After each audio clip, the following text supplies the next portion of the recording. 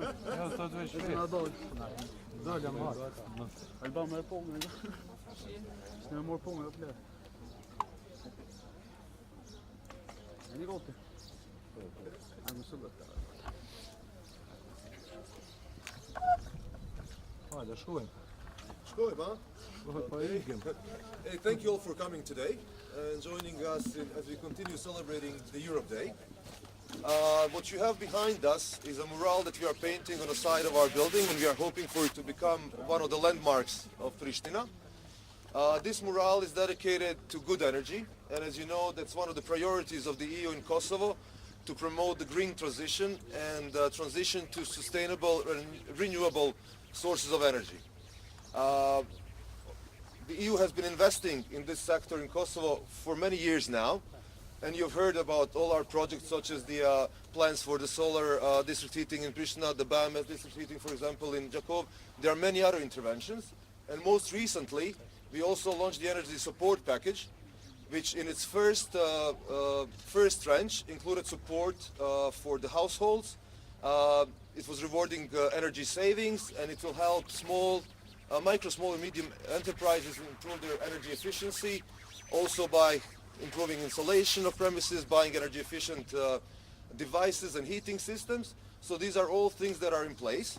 I here have some figures that already by now we have actually invested 15 million as a reward for energy saving to more than 180,000 households. And the next tranche of some 25 million will be going to help subsidize energy bills for 200,000 families in Kosovo. And then another 35 million is going towards the energy efficiency, as I already mentioned. So these are only some of the things that we are doing. But the energy is not necessarily the focus of today. We want to focus on the Europe Day.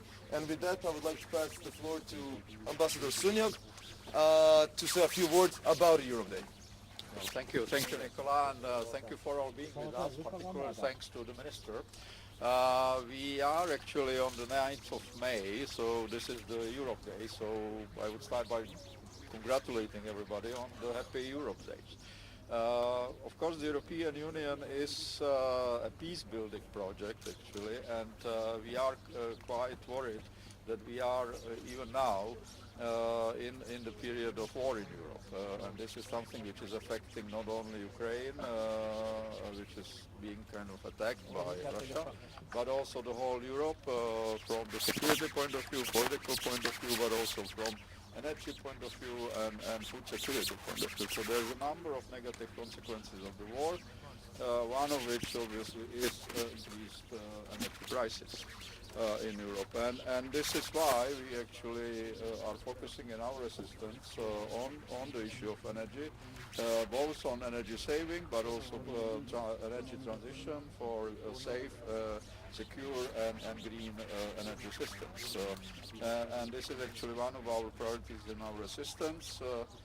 Again, we are happy that together with the government we were able to very quickly finalize this energy support package, which is quite significant.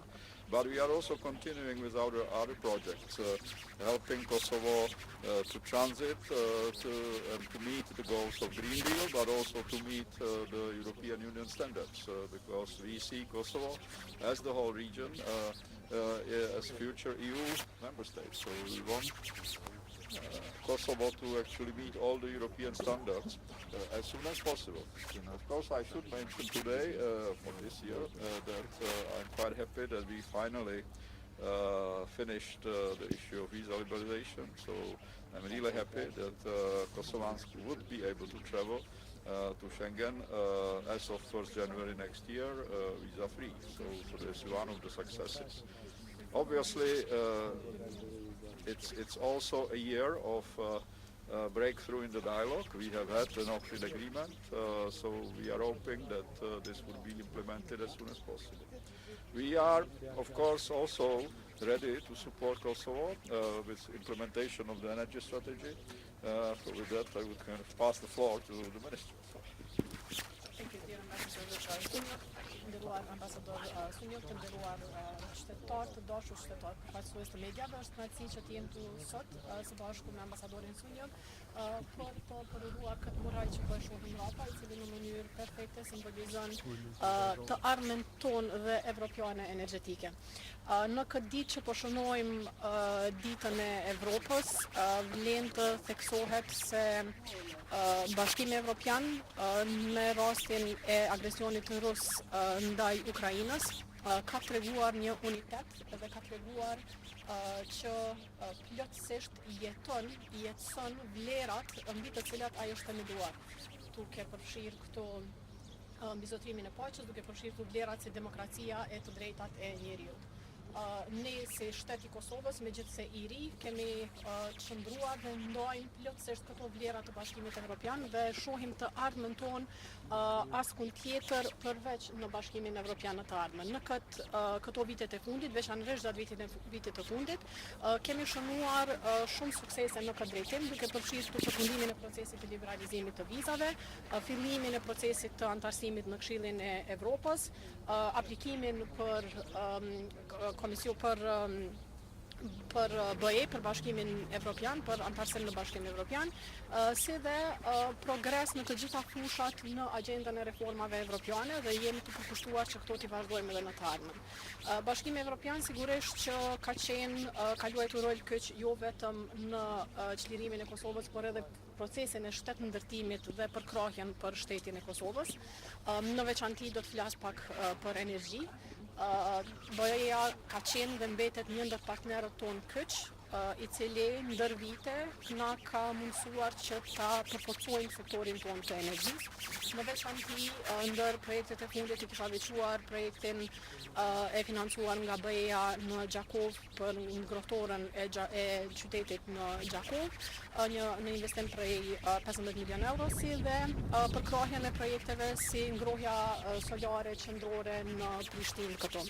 Gjatë vitit të fundit kemi pas gjithashtu një përkrahje të jashtëzakonshme të Bashkimit Evropian në menaxhimin në përballje me krizën. Brenda një afati shumë të shkurtër, BE-ja ka vënë në dispozicion 75 milion euro, që ka qenë vlera më e lartë për kokë banori në tërë rajonin për Kosovën, për të përkrahur qeverinë e Kosovës për të tejkaluar, të dizajnuar masa për të tejkaluar sfidat.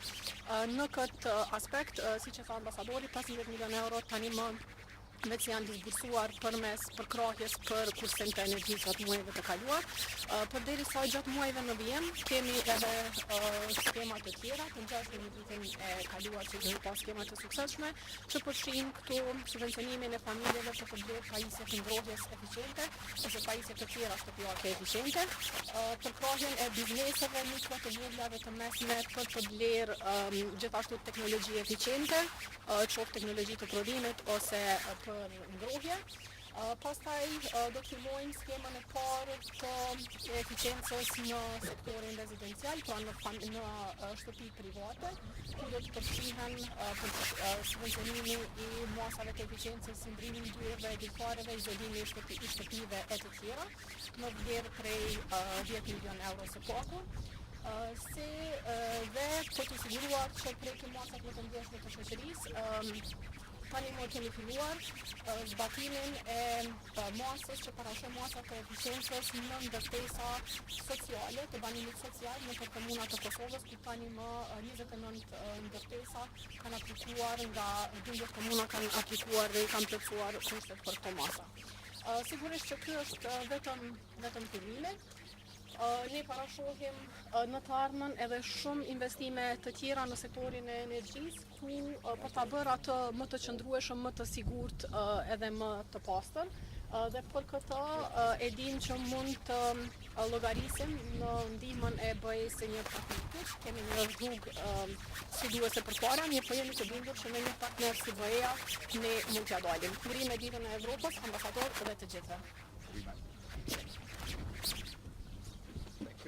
We actually did it at first so that people from the office of the government can see what the goals should be, the green energy. So thank you all for coming. As per media advisory, we'll be moving next to the Europe House. to the street art skills master workshop. So master class. So thank you all for coming once again, and if you want, you can also come and see what's happening at the Europe House. Thank you. Thank you. Hope to see you tomorrow.